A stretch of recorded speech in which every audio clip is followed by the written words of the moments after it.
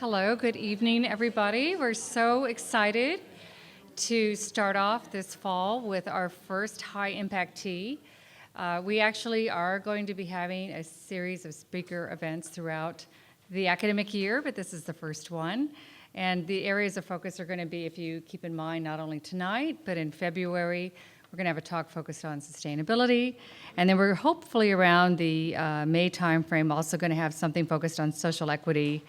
So TBD on that. Also, please note, by the way, my name's Jennifer Walski. I'm the Faculty Director of Impact at Anderson. I should have started with that. Also with me is Mia Antonio, who's our program coordinator, and Kelly Chung, who's our program manager in the back. We have some other exciting things that are going to be happening this year out of Impact at Anderson. Keep in mind Impact Week. It's in April. April 24th is going to be the main event, and that's going to happen on the Friday. We just have confirmed Seth Goldman, who is the founder of Honest Tea, or co-founder, and then also chairman of Beyond Meat, is going to be one of our keynote speakers, as well as others, TBD. We don't want to give it all away today, right, Emily? Also, we want to recognize that Bhavna Sivanand is our executive director, and she's had a wonderful baby girl, so she's not with us tonight, but we want to appreciate her and her leadership. And equally present is our advisory board member, Lance Miller, I believe is in the audience, and I want to point and recognize him as well as Ashiyoshi and Eric Israelian, who are our board members. So Impact at Anderson is a new initiative. It's 3 years young now. We have a lot of exciting programming, some of which I've already spoken about. Also keep in mind the Net Impact Consulting Challenge. If you happen to be with a nonprofit, talk to us. We might be full, but if you happen to be a student, as you know, applications for that are due on the 18th or 21st. And that competition is going to be happening on November 22nd.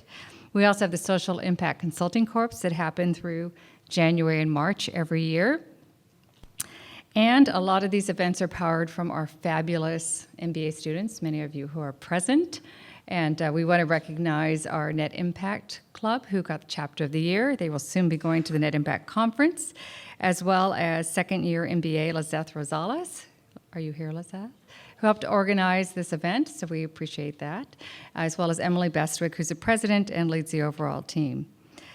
If you would like to get involved with Impact in a more meaningful way, we hope you will take a moment to get to know any of us. I think I pointed out some of us in the room, but we are around, and we look forward to getting to know you. Now, without further ado, I'd like to introduce our speaker, Eduardo Cetlin, MBA, class of, well, should I say what year you are? 07? It's not that long ago. Eduardo Cetlin is the Executive Director of Philanthropy and Responsibility at Amgen and President of the Amgen and Amgen Safety Net Foundations. He's responsible for a portfolio of programs that serve an extension of Amgen's mission to serve patients, including efforts to inspire the next generation of scientific innovators and provide Amgen's medicines at no cost to qualifying low-income families. Eduardo is also accountable for leading the company's emerging corporate social responsibility strategy. He holds a Bachelor's of Science in Business Administration from UFMG in Brazil, fellow Brazilian, and an MBA from UCLA Anderson, of course, in our FIMBA program, Fully Employed program. So, Eduardo, why don't you come on up?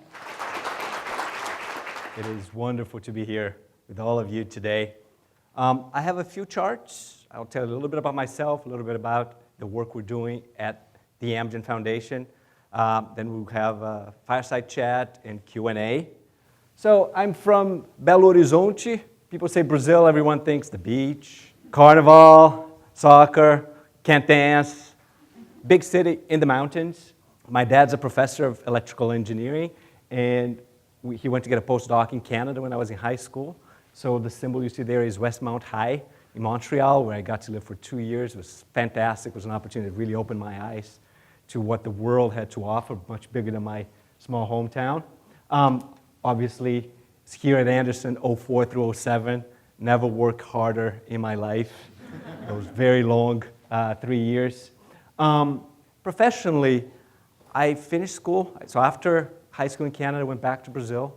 And when I graduated, it was very clear in my mind, one, why did I study business administration? I had to go through an education that would get me the opportunity to be independent. So whether I loved sociology or philosophy, those were very irrelevant questions in my family.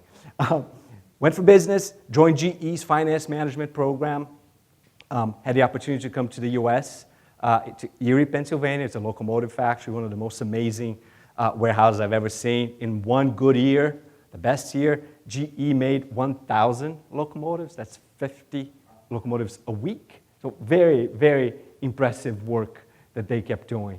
Six Sigma, had the opportunity to, had the fanciest title I've ever had. I was a e-finance Six Sigma black belt, which meant I dealt with the financial systems for GE. And joined Amgen in 2003. Somebody who had helped me come to the US went to Amgen to transform what was then an emerging audit function into consulting, internal consulting shop. Sarbanes-Oxley happened at the same time. That plan didn't really go well, it didn't really come to fruition. And I said, this is not what I want to do. That's the time I applied to business school. That's the time when fortuitous timing allowed me to join the Amgen Foundation as the second employee. They had then brought somebody from the Robert Wood Johnson Foundation to lead the work. And frankly, she hired me because the processes were all broken. She needed somebody to fix matching gifts, because it was all paper form. She needed somebody, we had these grant review meetings, we had these crates of papers that need to be reviewed, and my job was to automate that. In my mind, that's all really she wanted. Biggest, steepest learning curve I could ever have imagined, and the best job change that I could ever have made. Very happy in my career. 16 years at Amgen, 14 of those in the foundation, and somebody says, how can you do the same thing for 14 years? I say, I can't. This job has changed time and time again. Every year, it's a different job. Colin Powell says in one of his leadership themes, I judge my team the same way my boss judges me. How am I changing my job year after year? If you look at the world where we live today, automation all around us, machine learning, artificial intelligence. It's exciting, carrying supercomputers in our pockets. At Amgen, we're learning how to harness the immune system to fight cancer. That's a reality today. But it's also scary. What's the impact on our jobs? What's the impact on the jobs of our kids? 65% of tomorrow's workers in careers that don't even exist. And look at the next one. Not change jobs. The first time I read the sentence, I was like, well, that's just changing jobs. It's changing careers. There's some great materials out there. Mark Freeman writing about encore careers, the idea of retirement being the age where it's the leisure phase of life. That's gone. We're going to work until very late in our lives. And then the challenge is, how do we find meaning? How do we find impact in what we're doing? As we look forward, you look from broad society, governments, companies, huge demands. What do we expect of our youth? What do we expect of the workforce of tomorrow? And constrained environments. Not enough time, not enough resources, and sadly, a disconnect between the world of work, the future of work, and what happens in the classrooms. There's a book called Most Likely to Succeed. It's a venture capitalist called Ted Dintersmith and a fellow professor from Harvard. If you were to think about our schools and how would we teach somebody to ride a bicycle, here's what we're going to do. First week, we're going to talk about the history of the bicycle. The second week, we're going to talk about all the parts of the bicycle. The third week, and if you go to a very good school, you're going to talk about physics and balancing. The fourth week, we're going to give you a test. We're going to ask you a lot of questions about the stuff you've learned over the last couple of weeks. We're going to give you an exam. We're going to expect you to ride your bike right out of the school. How is it? I don't know how many of you, mainly full-timers here. Kids are curious. Think about yourselves. Lots of questions at age 3, 4, why? We have an educational system that appears to be designed to kill curiosity. Some folks say, if you wanted to design a math education in a manner that everyone's going to hate it, you deserve an A. You've done a very good job. My little girl, she's 7 when she went from kindergarten at Amgen, we have a very nice daycare, to first grade. She went from an environment where she could walk around, move around, play, to an expectation that she would be sitting down for 5 hours, the desks organized like a cemetery,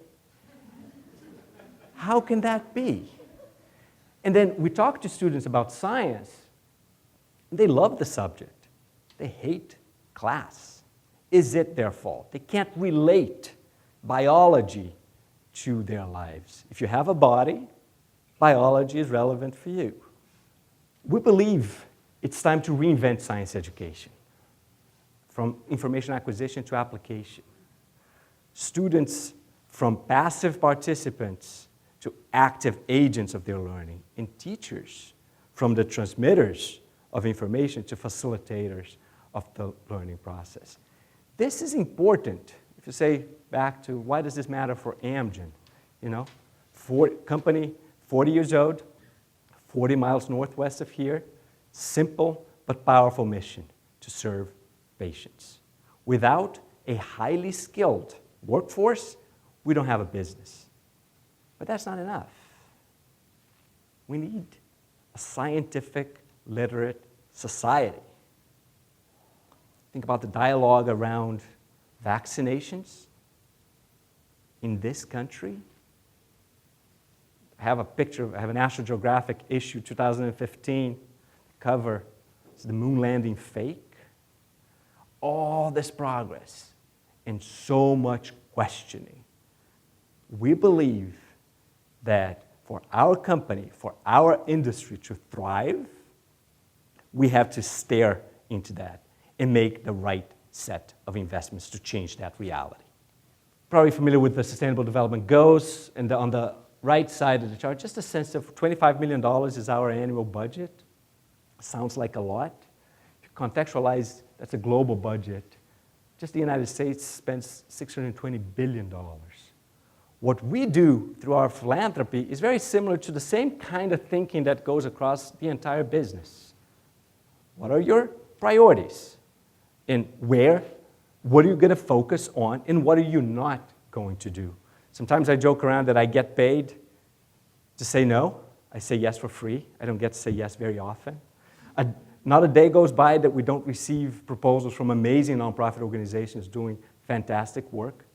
As we think about what we can accomplish with our resources, these are the parameters that we have set. The research shows the number one reason behind student success after parental income is teacher quality. Now think about teacher's profession in our country. 50% of new teachers leave the profession within the first 5 years. And people say, of course, look at the salary. Now, people that decide to become a teacher, they know how much they're going to make. They still go through the process and start their job as a teacher. What they don't expect is the loneliness, the lack of support, the bureaucracy of the profession. So we believe very much in the power of science teachers and invest in them. And then back to the parameters I mentioned before, real-world experience. Best way to learn science is to do science. Just a couple of highlights of how we make the kinds of investments we make. Summer research experiences are proven to really be transformational for students. We work with these 24 partners, including UCLA. Each of them recruits about 3/4 of their participants from other universities in the country. So the idea is, how do we democratize access to the best world labs? One of the most competitive programs in the world. We get about 6,000 applications for 350 spots a year. We bring the students together in 3 symposiums, one in the US, right here at UCLA, one in Europe at the University of Cambridge, and one in Asia in Singapore. And the students get not only the opportunity to spend the summer doing research with the top faculty, they get a stipend, they get transportation, they get to essentially be a full-time scientist for that entire summer. Then we bring them together for a symposium when they get to meet each other across all of the different partner institutions and hear directly from faculty and academia.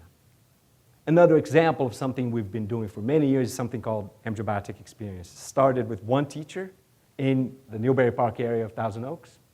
If you think about biologic medicines, these are large molecules. They're made by bacterial cells. It's a very complicated process. And teachers decided early on that they could partner with our scientists and develop a curriculum.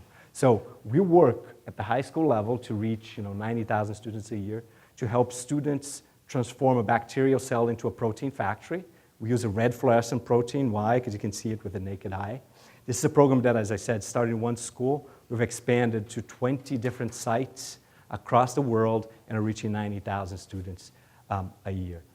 The idea here is twofold. One, the investment in the teachers. We give them the professional development, we provide professional-grade equipment, and we give them training and support. How comfortable is a high school teacher to tell their students, I don't know the answer to that question? How do we transform teachers in learners again by creating safe environments where they can have this kind of conversation, learn from each other, and then go back and be the best teacher that they can be? We're proud of these two programs, but back to the principles I had, we're a global company. We are now in 100 different countries. We've taken some of these programs globally, but it's very expensive, and it's very difficult to do. So we reached out to the folks at the Khan Academy. How many folks here have used Khan Academy? Nearly everyone. When we started working with them, they had about 350,000 users using their biology content a month. They're now at about 3.5 million users. The kind of effect that we can have as a philanthropic institution to say, this kind of reach was unachievable with the kinds of programs we have. We believe there's space for both. The other thing that's interesting to note here is, as we looked at Khan Academy, we also explored digital versions of the other programs. The question then was a very simple business one, distribution. If I create the best content out there, but I'm in charge as the Amgen Foundation to get it in the hands of students and learners, do I have those networks? I don't. So the step back and saying we need the right solution, obviously for free, forever, and an amazing social entrepreneur in Sal Khan who is awe-inspiring, and we have had the chance to bring him on campus, and Mariana got to see him a few weeks ago while she was at Amgen. And then the last one I want to touch on is the same way as Khan Academy is the virtual classroom. As I think about the Amgen Scholars Program, I said 6,000 applicants, 340 students get in. So there's like 5,600 students out there that I'm today saying, sorry, I do not have something to offer you. We're working with Harvard to invent a virtual laboratory program that is going to be launched now in, I think it's the January, February timeframe. And the idea here is this is going to be built on top of the edX platform. I don't know how many folks have taken the MOOCs. And what they're going to do is using a concept called block store. They're going to tag individual courses, allow to create a dynamic repository that different blocks will be tagged, and give people the ability to mix and match. So now the unit, that when you start a class, you have a unit that's comprehensive and it's very deep. What if a teacher just wants a piece of a class that he or she did a long time ago, something they saw online? The ability to put all the resources in the hands of teachers, in the hands of learners, is something we're very excited about. The closing is really from a portfolio perspective and the angle of a for-profit business with a philanthropic arm that's focused on science education. Our vision is to connect, to create this continuum that supports learners throughout their educational journey with a couple of different strategies and with solid impact assessment and evaluation, and we can talk about that in Q&A if you have the interest. The two messages to leave you with are things that are, the second one, learning. That's the key skill.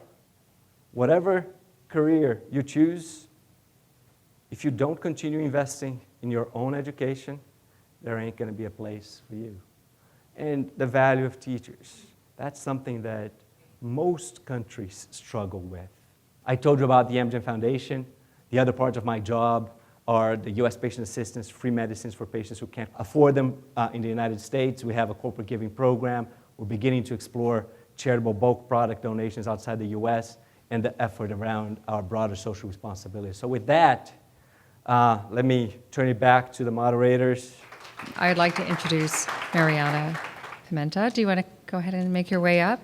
Mariana is a second-year MBA here at UCLA Anderson, and she's a VP of Finance for the Healthcare Business Association, who, by the way, is also a co-sponsor of this event tonight. So all of those, you guys want to raise your hand, if guys and gals, if you're part of that association. We really appreciate the co-sponsorship of this event.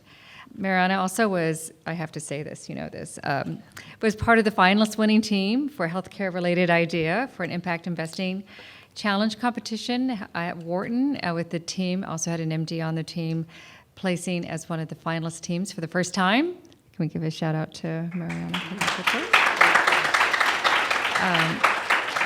And she also spent her summer at Amgen interning in the corporate strategy team as part of their finance and strategy leadership development program. Prior to Anderson, Mariana spent 9 years working in the Brazilian financial market, holding positions in companies in real assets, private equity, consulting, and M&A, and she holds a bachelor's of business administration from FGV, one of the premier institutions also in Brazil. So with that, I'm going to hand over the floor. First of all, thank you so much for being here today and telling us more about your work with the Amgen Foundation and about corporate philanthropy. And I think a good place to start is to ask you, what is your vision for corporate philanthropy and for corporate social responsibility, and how has that changed over the years? We've been always very fortunate to have a board of directors that has given us the latitude to make the investments that will have the largest impact. As you look around in the corporate philanthropy space, this place is evolving, but sometimes you see more as a marketing function. Are you doing the kinds of donations you're doing because it's for relationship building, or what kind of impact you want to have? Amgen, from the beginning, was always very clear around the impact. My vision is really one of reach, significantly enhance it, and change the dialogue around what's possible in the classroom.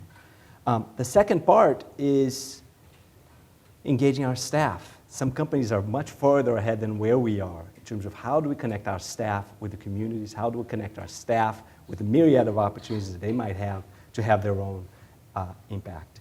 Every time I talk to staff, I always ask people, okay, so for these programs, how big do you think that the foundation team is? 4 people. 4 people do what I described. How is that possible? A couple of different ways. We have the right infrastructure in working with partners. So for the program at UCLA, we're financing a program director to run the program. But the main message to staff is really one of, these programs are only possible because of their hard work, independently of where in the company they live, independently of what they do.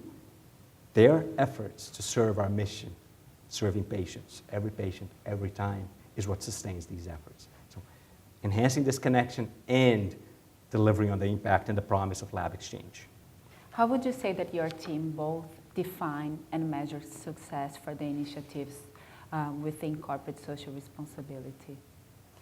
I think the impact question is one that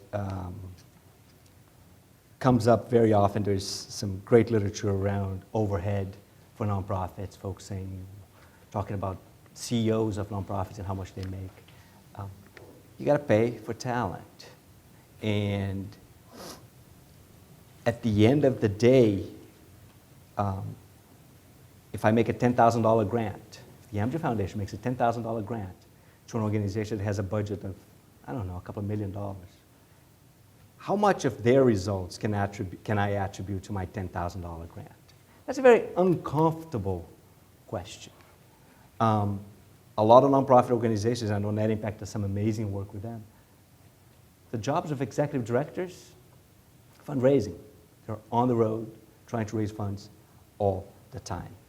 Our approach for those Amgen scholars and for biotech experiences, from the get-go, to ask what is it that we're trying to accomplish, and to engage a professional evaluator. We use, in the case of scholars, we use Indiana University. They've been working with us for the last 13 years. Our goals with the program are primarily, one, to enhance the chances that these students will pursue a degree or continue their education in the science. So we have the data, 90% of them do so. But the question of evaluation goes further. When you look at all of those 25 institutions, 24 institutions or so, Is there some competition between them? How do we celebrate successes, but how do we do so in a manner that strengthens the program? So I'll give you the example. If you talk to folks doing a lot of this research, to the students participating in the program, it's hard to understand what they're doing. So you sit down and say, so what have you been working on? And unless you have a scientific background, it's very hard to understand. So communications is a challenge for, communicating science is a challenge for all of the institutions. So we do a question to all the participants around how they feel about their ability to communicate. And one cohort, one group of students had much higher ratings for their school than others. So we plotted, we brought the 25 institutions together, just the management. No names, except on the top performer. Top performer, there's the name of the institution and the conversation. What is it that you're doing? What were they doing? They were partnering with the English department. They had an English faculty person come in and talk to the scientists about communications. It's such a simple idea and something that is at the, available to all the other participants. And in this context, the job of the evaluation, the job of the data collection was to facilitate the collective improvement of the program. So this is one example. It takes money, it takes resources, and you can't let go of it. With Khan Academy, it's fascinating. They're doing some work in partnership with school districts. In Long Beach is one of them, where they have the data that shows that the use of Khan Academy, I think it's for about 30 minutes a week, where a student improves their scores on some of the tests by more than twice than the students who don't participate in the program. So now stop and think about that. 30 minutes a week. In Brazil, Khan Academy, with the support of the Brazilian Bill Gates, a gentleman by the name of Lehman, they're implementing the curriculum in some schools, and other schools that don't have the program serve as a control. So they're able to show side by side 2 4th grade, 2 8th grade classes, one that has the program, one doesn't have. Does that solve, is that a silver bullet? Of course not, but it allows for a much more focused conversation on the place these interventions can make a difference. And it goes on and on. The question you talk about, outputs, outcomes, and impact. In most of the conversations, these are all blended. And they're blended because it's very, very hard to split one from the other. Okay, now I really want to ask you about a milestone of Amgen Foundation that I personally found to be very exciting. Last year, Amgen partnered with Direct Relief to donate products to support cancer care in 18 low and middle income countries. And I was wondering if you could tell us more about how that experience was like and about the challenges that you had to overcome to make that happen. Sure. It took us a long time to get to the milestone of delivering on that donation. And you read a lot about product donations and, their place in society, the sustainability of the efforts. These are the whole lectures and conversations around it. We were in a situation where we had some excess inventory, and it was biologics, cold chain requirements. The reality in the supply chain across developing countries, the ability to absorb and utilize those products is often limited. How do I, within Amgen, have a group telling me this product is available and understand, can this nonprofit partner, can they take care of our product and meet all of our quality requirements? Part of the regulations on our industry around adverse events, we are accountable for reporting adverse events for every patient. Think about that. How can we advance the donation, that's going to go all the way across the world to a place where we don't have a facility, we don't have relationships.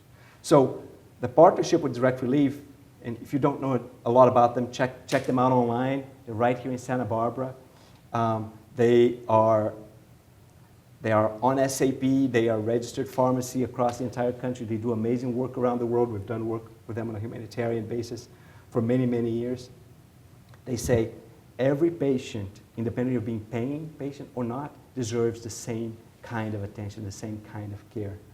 Had about 75 people across Amgen that I had to work with, from tax, from supply chain. The product was in Europe, so we had to understand, we had to engage a third-party logistics, and all this terminology I had never even been privy to. The beauty of the process was, as we ask questions, as we learn about different functions within a large enterprise to make our products available for patients, the reaction of say, how can I help? The products have been delivered. I think one of the best success stories is in Paraguay, where the one-time donation made last year was roughly 25% of their filgrastim, which is a medicine that boosts white blood cells, 25% of their budget, and this essentially allowed them to buy a second chemotherapy medicine for the country, something they didn't have the resources to do. My goal with a program like that is more than anything to start a conversation.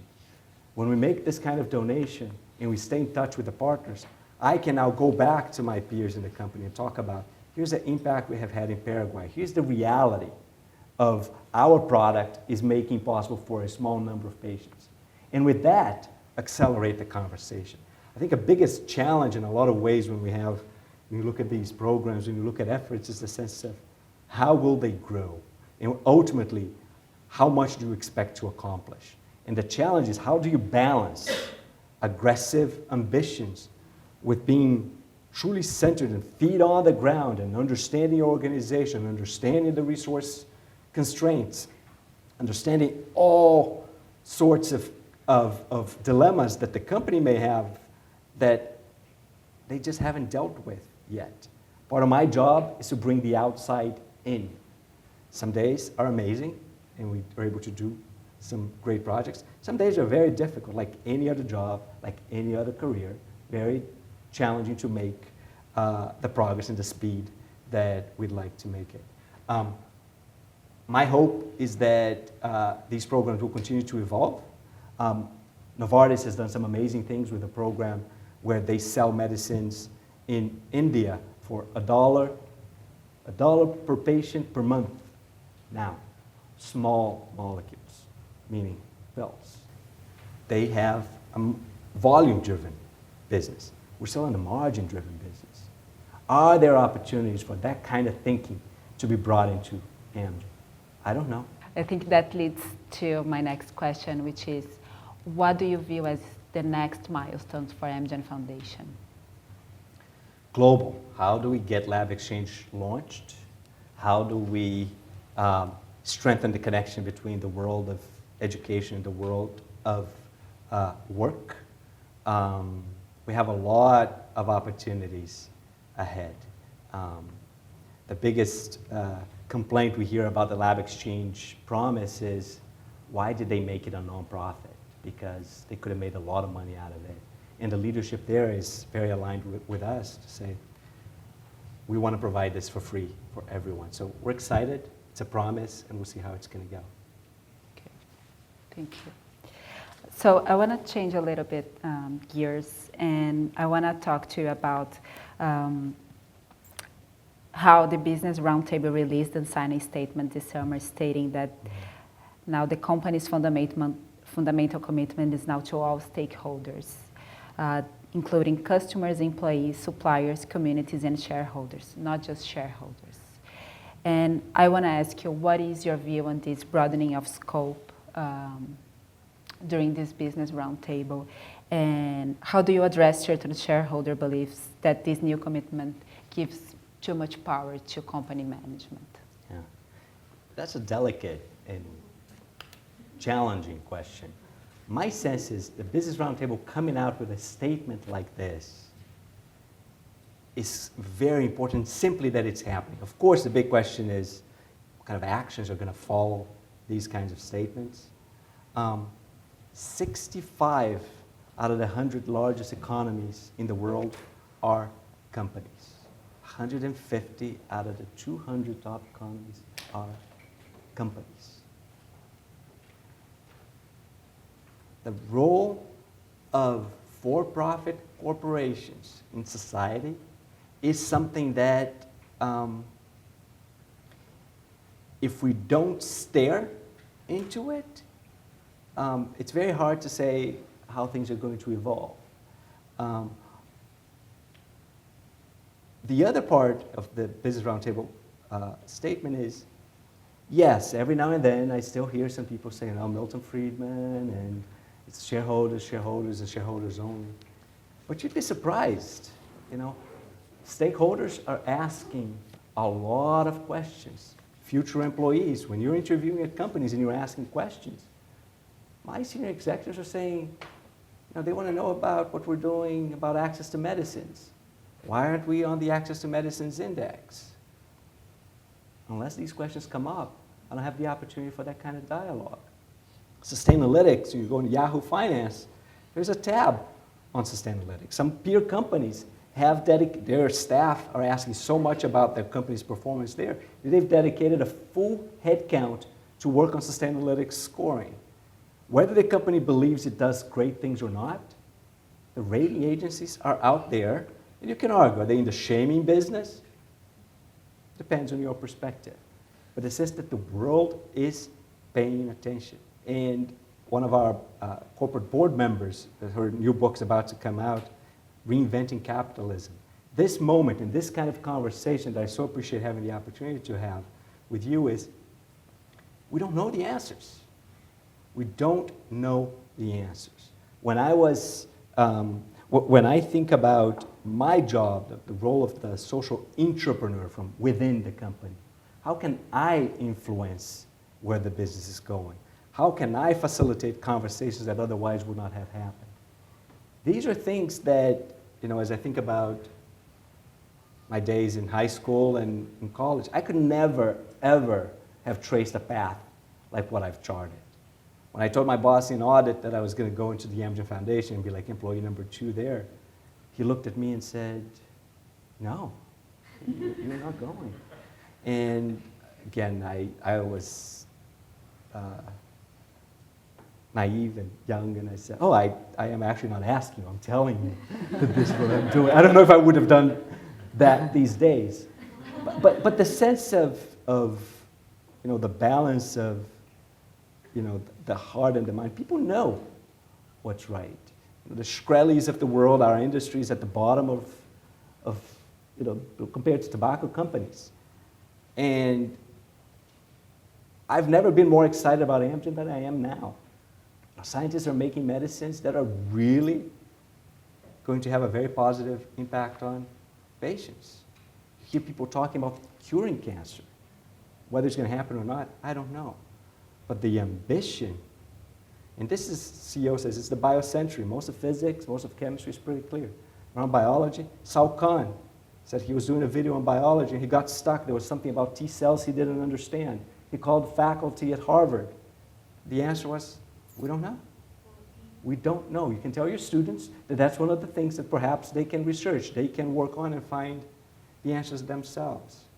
I'm excited. I'm part of the conference. Conference board has groups of folks working in different fields. So I work with all of my peers in philanthropy and CSR. We're grappling with the same issues. It's an exciting moment. You're in the right place, engaged too. I heard there are 3 or 4 different classes in the social impact space. When I graduated, I had 1. I was the inaugural class on social entrepreneurship. Take advantage. Take advantage. It's a very, very exciting field. Okay. So I have one final question, and then we can move on to an open Q&A to the audience. And can you share some of the lessons that you learned throughout your career about network building and overcoming challenges for MBA students and other members of the UCLA community that want to drive change? The simplest way I'd put it is like it's follow your head and your heart. There's a balance there. 12 years on, and I remember the accounting classes. I remember a lot of that. But there were 2 favorite classes. There was a negotiations class with Lippmann, and there was a class called Thinking on Your Feet with Professor Furstenberg. And I remember talking to my colleagues, and I'm going to take this class. They're like, oh, no, I'm taking whatever it is with whatever. I'm not going to mention names. The conversations we've had in those settings have been more important than any technical knowledge. Don't get me wrong. If you can't do your job, there's no place for you. If you don't have the technical knowledge, there's no place for you. That's table stakes. That gets you into the door every day. Now, where do you go from there? Furstenberg used to talk about the kind of things, like the tyranny of or. So many times. Is it this or that? And how do you pause and say, can we reframe it? Could it potentially be both? In this space, if we do right on science education, who wins? Amgen or society? We both do, if we do it right. I spent the day yesterday in Phoenix on the US patient assistance side, where we have, for the free goods program, we provide free medicines for tens of thousands of patients. We have a call center with 60 people in Phoenix, and we have a total of about 200. Now, they are getting an application form from a physician. They are transcribing it into their own proprietary system. And we're talking about error rates and all sorts of dashboards and data-driven. And we're talking about defects in parts per million. Six Sigma stuff that I did at GE 25 years ago. The conversation now to be able to challenge them and saying, yes, it's charitable about serving these patients. But every time a mistake is made, if we don't pay our people, if we're losing people, if turnover is high because we're paying minimum wage for call center people, we're not addressing, we might be solving the patient issue, but we're not having the impact we can have. So I can challenge them and have a conversation that connects their reality in running the business with the social imperative that we have to serve patients in need. You never, and the other part that I'd say is like, it's very hard to know what is going to be useful over time. So learn as much as you can. Stay curious. I think that's really I think it makes sense. the best thing. Thank you, Eduardo. Now, if you please want to raise your hands if you have a question, and somebody will give you the mic. Hello, thank you. Thank you for coming in and speaking. My name is Pradnya, and I'm in the Executive MBA program. And I have two questions, not related. The first question is, you mentioned the outreach programs that you're doing to get science into the schools. And the one slide you showed made me think, so if there's a privileged person in Newbury Park who's studying science, they can then go on to their privileged school and learn science. And then maybe if they're already at Harvard, they can do a postdoc at Caltech, and all this is helping. What are you guys doing to reach the underprivileged areas where we could make an economic impact to teach science in schools where they may not have labs? Like, it's one thing to already be in Newbury Park, you're probably already in AP chemistry, but if you've never even heard of chemistry, how do you improve that access? And then the second question I have, sort of like that, you mentioned how science is taught and we're not curious enough and I wonder if that's more of a Western view, because China doubled the number of science graduates they have in just 10 years. 50% of all their university graduates are science, and they're not taking the curiosity approach. They're taking you need to learn science and math if you want to be successful. So how much of it is culture? Because we had a strong science program in the US when we were doing space exploration. Now it's not there. So again, how much is Western? And the other question about inner cities. I was in Japan, Singapore, and Turkey earlier this year. And one of the slides I had with the magazine covers had a picture of the war on science. And people looked at me and said, that's an American issue. We don't question science. This is the reality. So it's part of my challenge is then, how do we think about, from a global perspective, how do we affect change in a relevant local way? The question of the populations we try to serve, it's a balance. With Amgen Biotech Experience, the idea is, instead of financing the building of laboratories in individual schools, which would be expensive, we think about maximizing asset utilizations. About $20,000 worth of biotech equipment that a local partner gets it from one school to the other. So how do we bring, because the schools don't have the labs, how do we bring the labs to the schools? We have teachers who have been doing the program for more than a decade. So South LA, all across the city. Challenges around the numbers we can reach. And from the Amgen Scholars perspective, it's an interesting question in the sense of we try to democratize access to the Harvards of the world. So we tell them, you get 15 spots, no more than 25% can come from Harvard. All the other 75% have to come from other institutions. We have had, I think, nearly 1,000 schools represented. My sense is that to have a meaningful impact is going to be more through the online platforms. What Khan Academy has been able to do in Long Beach, they do a couple of different things. One is the flipped classroom, the idea of you assign work for the student to do at home, and they come and do the exercises in school.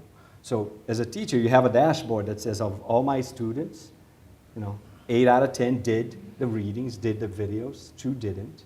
And the ones who did, they spent time in this manner. Some of them I can see they got stuck on the 3rd minute when there is a complex concept. The idea that the teacher can then understand the reality of the student. Long Beach, they have a superintendent who's been there for, I think, the last 10 or 15 years. His commitment was powerful enough to engage the teachers in a manner that makes sense for the teachers. I think that the dilemma every time we talk about teachers is, with a biotech experience, thought about, why don't we have a partnership with the district? Well, if we do, are we going to impose the program? It's going to be another imposition on a science teacher that's already burdened. I'm very hopeful that the data that Khan Academy is going to provide is going to facilitate a significant increase in the service of underserved youth. And we're going to do that not only in the US, but globally. Lab exchange, I think, is going to be the promise is even higher if you think about the developing world where the infrastructure for laboratories, we don't have the financial resources to build it. Can we skip it and just do it all online with something like lab exchange? So partnerships with governments, conversations with the UN and other multilateral institutions are coming.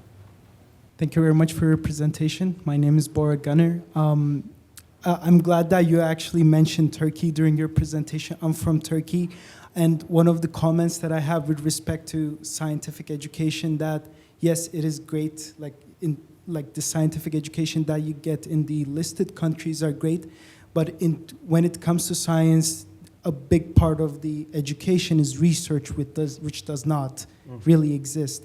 So how is creating the research opportunities, creating the infrastructure for people to practice science on a bench, a part of your foundation scope?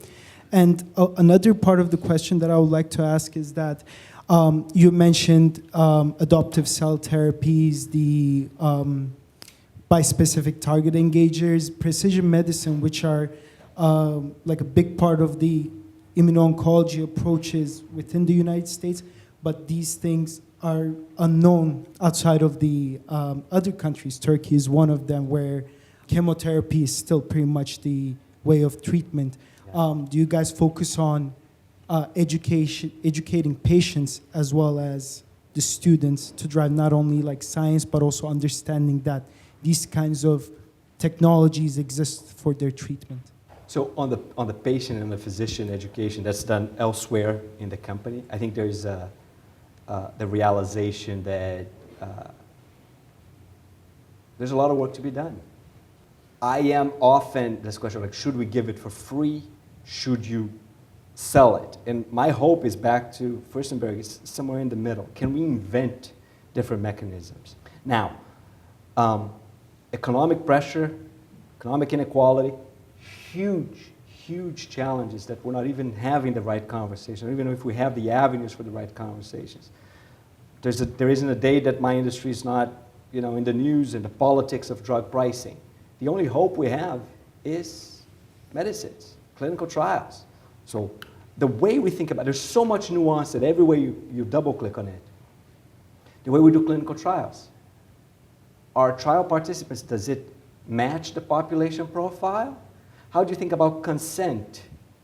after, talk about Tuskegee and the history in the country, how do you educate people that on one sense you're giving them an opportunity to get a product that might save their lives without the whole ecosystem around my needs are so broad given the struggles I have, underemployed, housing issues, all sorts of challenges. So what I'm excited about, and when I mentioned 30 people attending, 30 executives attending that presentation, is the expectation that somebody else will be asking the question is kind of too easy, right? The challenge is for you, how do you raise the questions to facilitate a conversation that otherwise would not have happened? And on the first question in terms of at the undergraduate level of the research, we focus on Amgen scholars, and that's the limitation with the 24 partner institutions. But in Turkey, we've been doing some work with an organization called Development Workshop. It's a pretty large nonprofit, and we work with them on bringing inquiry-based science education to the classroom. They bring teachers from all over the country to Ankara, train them, and the idea there is not even as sophisticated as the Amgen Biotech experience doing real, transforming the bacteria. It's about how do you use equipment to just help kids think like a scientist, ask a question, formulate a hypothesis, design a test, fail, try it again.